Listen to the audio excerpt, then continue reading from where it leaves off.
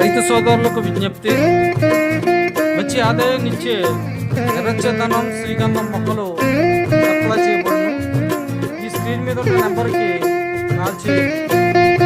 ఇవి మంచి ఆదాయం